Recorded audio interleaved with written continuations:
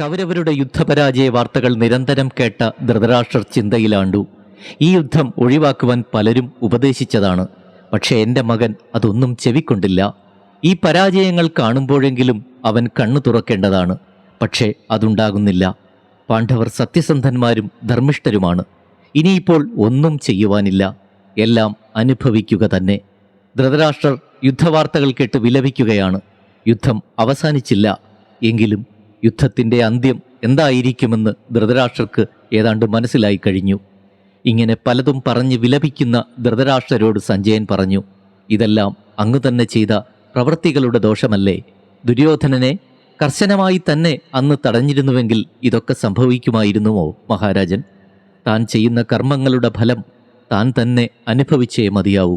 സഞ്ജയൻ്റെ ഈ മറുപടികൾ കേട്ട് ധൃതരാഷ്ട്രർ ഒന്നും മിണ്ടാതെ ദുഃഖഭാവത്തോടെ മൗനമായി നിന്നു.